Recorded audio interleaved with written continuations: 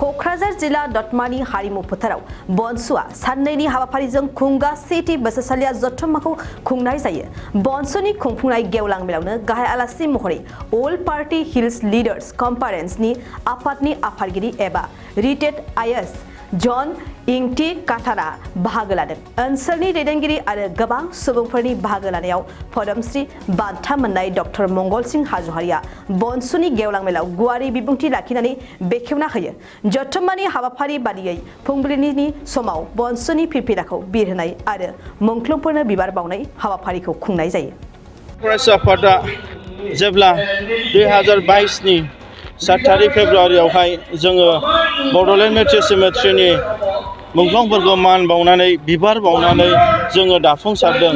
बिनि मास मोननैनि उनावनो जोङो बड'लेण्ड सेपारेट स्टेट डिमान्डखौ जोङो डिमान्ड खालामदों जोंनि क'क्राझार केडिएसि फिल्डआवहाय। आरो बिनि गेजेरजों जों क'क्राझार डेपुटि कमिशनारनो जोङो बिनि थ्रुयैनो सेन्ट्रेल गभर्नमेन्टनि जोंनि प्राइम मिनिस्टार, हम मिनिस्टार, प्रेसिडेन्ट अफ इन्डिया, आसामनि गभर्नर बिथांमोननो, चिफ मिनिस्टारनो जों लाइजाम दैथायहरदों। नाथाय बिनि उनावबो जोङो दिनै बै समावहाय जों दिल्लीयावहाय जों सोमावसारनायनि हाबाफारि लादों। जोंनि क'क्राझार देबोरगाव देउदिनि फोथाराव सोमावसारनाय हाबाफारि लादों। उदालगुरियाव जों सोमावसारनाय हाबाफारि लादों। दा बेखौ नोजोर बोनानै बर' माहारियारि फरायसा आफादा नैबे जोंनि फार्स्ट एनुवेल कनभेनसननि जि मोनसे डेलिगेट्स सेसनावहाय जोंनि सोमावसारनाय हाबाफारिखौ जों गिबियावनो दोननानै जोङो दिनै प्रेस एजिटेसन जोंनि भारत सरकारनि भारत सरकारनिसिम जों बे बड'लेण्ड सेपारेट स्टेटनि जि मोनसे एजिटेसन बेखौ जों एजेन्डाखौ जों गिबियावनो लादों। आरो बेजों लोगोसे जोंहा बर'फोरनि जे मोनसे थांनानै थानायनि जे ससिय' इक'नमिक कालचारेल आपलिफ्टमेन्ट जौगानायनि थाखाय जे मोनसे जों एजेन्डा लादों। हानायखिनि बनसुआ बे बिथिङाव हाबनानैबो जों जाहाथे बर' हारिखौ जों मोजाङै सिबिनो हायो बेखौबो जों लाफादों।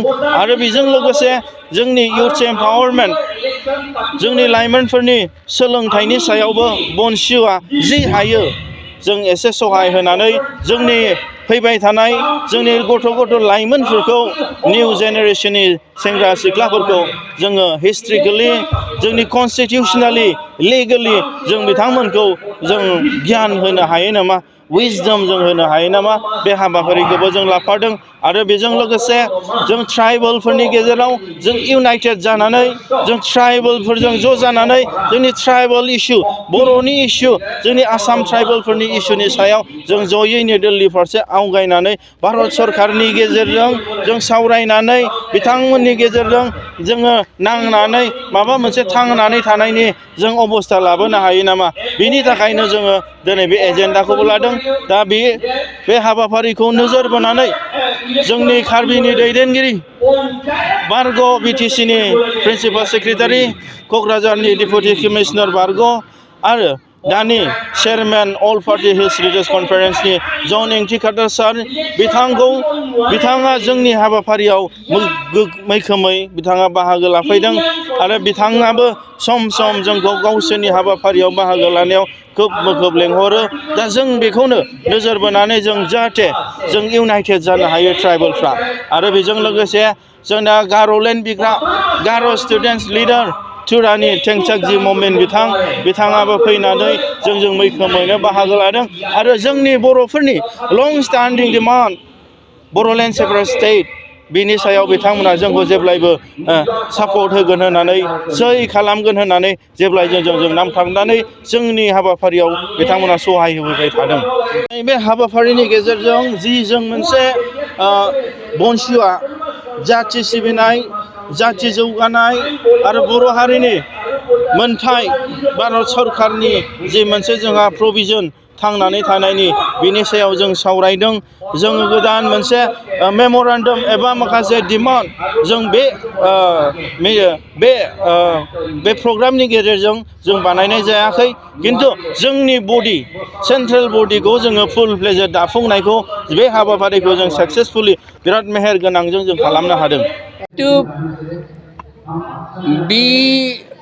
BLT সকলৰ লগত চুক্তি কৰাও তাতে ভুল কৰিছিলে, 6 শিডিউলটো ভাঙিছিলে, কিন্তু এতিয়া এই চুক্তি যিটো তাৰ পাছত চহী কৰিলে আৰু BTR কৰা সময়ত আকৌ 6 শিডিউলটো গোটেইখিনি ভাঙি দিলে। সেইটোৱে কথা, পাৱাৰটো গোটেইখিনি আছাম গভৰ্ণমেণ্টক চাৰেণ্ডাৰ কৰিলে। সেইকাৰণেতো বনচু বোধহয় উঠিবলগীয়া হ'ল। স্যার আপনি এজন মানে ইয়াত উচ্চপদস্থ বিষয়া আছিল, তেতিয়াৰ মানে চুক্তি স্বাক্ষৰিত হোৱাৰ পিছত যেনেকা চলিছিল আৰু বৰ্তমান তেনেকা হৈ চলি থকা নাই। মই থাকালৈকে BTC নাছিলে, মই DC থাকালৈকে সেইটো ইমান বেয়া নাছিলে সেই BTCটো, কিন্তু BTRটো যিটো চহী কৰিছে সেইটো একেবাৰে ভাল হোৱা নাই।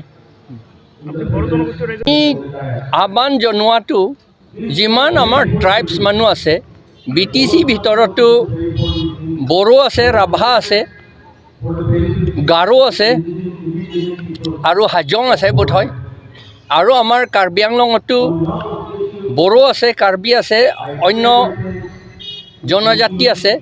এই গোটেইখিনি জনজাতিসকলে একতা হৈ থাকিব লাগে বুলি মোৰ আহ্বানটো এইটো।